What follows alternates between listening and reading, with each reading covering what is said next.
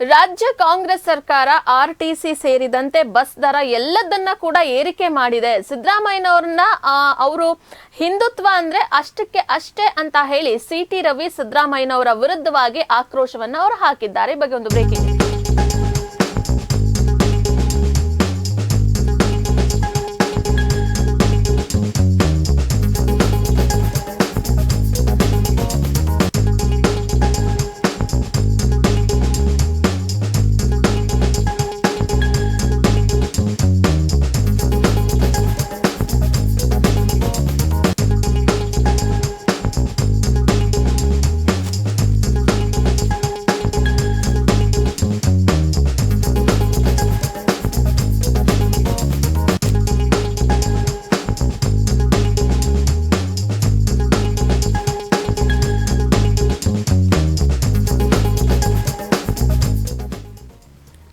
ಸುವರ್ಣಸೌಧದಲ್ಲಿ ವಿಧಾನ ಪರಿಷತ್ ಸದಸ್ಯ ಸಿಟಿ ರವಿ ಹೇಳಿಕೆಯನ್ನ ನೀಡಿದ್ದಾರೆ. ರಾಜ್ಯ ಕಾಂಗ್ರೆಸ್ ಸರ್ಕಾರದ ವಿರುದ್ಧ ಆಕ್ರೋಶವನ್ನ ಹೊರಹಾಕಿದ್ದಾರೆ.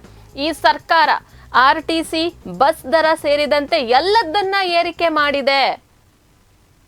ಎಲ್ಲೋ ಒಂದು ಕಡೆ ರೈತರಿಗೆ ಸಬ್ಸಿಡಿ ಕೊಡೋದಕ್ಕೆ ಸಾಧ್ಯ ಆಗ್ತಾ ಇಲ್ಲ. ಅತಿಥಿ ಉಪನ್ಯಾಸಕರಿಗೆ ಅವರ ವೇತನವನ್ನ ಕೊಟ್ಟಿಲ್ಲ. ಎಲ್ಲದನ್ನ ಬಾಕಿ ಉಳಿಸ್ಕೊಂಡಿದೆ. ಹಾಗೆ ಸಿದ್ದರಾಮಯ್ಯನವರಿಗೆ ಹಿಂದುತ್ವ ಅಂದ್ರೆ ಅಷ್ಟಕ್ಕೆ ಅಷ್ಟೇ.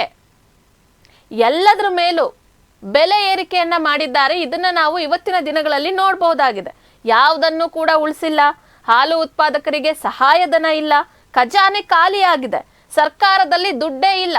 ಯಾಕಂದ್ರೆ ಪಂಚ ಗ್ಯಾರಂಟಿ ಯೋಜನೆಗಳಿಗೆ ಅದನ್ನ ಉಪಯೋಗಿಸ್ಕೊಳ್ತಾ ಇದ್ದಾರೆ. ಎಲ್ಲಿ ಎಷ್ಟನ್ನ ಕೊಡಬೇಕು ಅದನ್ನ ಕೊಡೋದಕ್ಕಾಗ್ತಾ ಇಲ್ಲ. ಸರ್ಕಾರದ ಖಜಾನೆಯಲ್ಲಿ ದುಡ್ಡಿಲ್ಲ. ಹಾಗಾಗಿ ಕೊಡೋದಕ್ಕೆ ಕೂಡ ಆಗ್ತಾ ಇಲ್ಲ. ಈ ಸರ್ಕಾರದ ಪರಿಸ್ಥಿತಿಗೆ ಇದಕ್ಕಿಂತ ಕನ್ನಡಿ ಬೇಕಾ? ಅನುದಾನದ ವಿಚಾರದ ಬಗ್ಗೆ ಅವರ ಪಕ್ಷದ ಶಾಸಕರೇ ಅಸಮಾಧಾನವನ್ನ ಹೊರಹಾಕ್ತಾ ಇದ್ದಾರೆ. ಕಾಂಗ್ರೆಸ್ ಪಕ್ಷದ ಶಾಸಕಾಂಗ ಪಕ್ಷದ ಸಭೆಯಲ್ಲಿ ಅಸಮಾಧಾನವನ್ನ ಹೊರಹಾಕಿರುವಂತದ್ದು. ಇಷ್ಟಾದರೂ ಕೂಡ ಸಿದ್ದರಾಮಯ್ಯನವರು ಗ್ರೇಟ್ ಎಕನಾಮಿಸ್ಟ್ ಅಂತ ಹೇಳ್ತಾ ಇದ್ದಾರೆ. ಸಿಟಿ ರವಿ ಹೇಳೋದು ವೇದ, ಹಾಕೋದು ದಾಳ. ಅತಿಥಿ ಉಪನ್ಯಾಸಕರಿಗೂ ಕೂಡ ವೇತನ ನೀಡಿಲ್ಲ. ಸರ್ಕಾರದ ವಿರುದ್ಧ ಸಿಟಿ ರವಿ ಆಕ್ರೋಶವನ್ನ ಹೊರಹಾಕಿದ್ದಾರೆ. ಹಾಗೆ ಬಿಜೆಪಿಯಲ್ಲಿ ಇರುವಂತಹ ಗೊಂದಲ ವಿಚಾರ ಏನಿದೆ ಅದನ್ನ ಬಗೆಹರಿಸೋ ನಿಟ್ಟಿನಲ್ಲಿ ಯಾರೆಲ್ಲ ಮುಂದಾಗಿದ್ದಾರೆ ಆ ಬಗ್ಗೆ ಮಾಧ್ಯಮದವರು ಪ್ರಶ್ನಿಸಿದಂತಹ ಸಮಯದಲ್ಲಿ ಯಾವ ಹಿನ್ನೆಲೆಯಲ್ಲಿ ದೆಹಲಿಗೆ ಹೋಗಿದ್ದಾರೋ ಅದಂತೂ ಕೂಡ ಗೊತ್ತಿಲ್ಲ. ನೀವು ಸಲಹೆ ಕೊಡಿ, ಯಾವ ರೀತಿಯಾಗಿ ಅಸಮಾಧಾನವನ್ನ ಶಮನ ಮಾಡಬೇಕು, ಗೊಂದಲವನ್ನ ಯಾವ ರೀತಿಯಾಗಿ ಬಗೆಹರಿಸಬೇಕು ಅಂತ ಹೇಳಿ ನೀವೇ ಸಲಹೆ ಕೊಡಿ ಅಂತ ಹೇಳಿ ಸಿಟಿ ರವಿ ಅವರು ಮಾಧ್ಯಮದವರನ್ನೇ ಪ್ರಶ್ನಿಸಿದ್ದಾರೆ.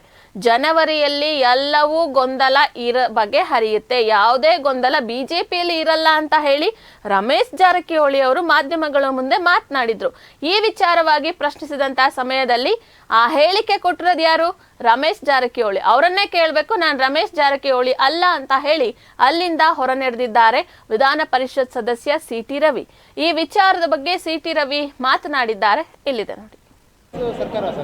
ಈ ಸರ್ಕಾರ ಬಂದ ಮೇಲೆ ಎಕ್ಸೈಸ್ ಡ್ಯೂಟಿ ಜಾಸ್ತಿ ಮಾಡಿದ್ರು, ಕರೆಂಟ್ ಬಿಲ್ಲು ಜಾಸ್ತಿ ಮಾಡಿದ್ರು, ಬಸ್ ದರ ಏರಿಕೆ ಮಾಡಿದ್ರು, RTC ಅಂದರೆ ಪಹಣಿ ಅದರ ದರವನ್ನು ಕೂಡ ಹೆಚ್ಚಳ ಮಾಡಿದ್ರು. ಇನ್ನೇನು ಉಳಿದಿದೆ ಇವ್ರ ಹತ್ರ?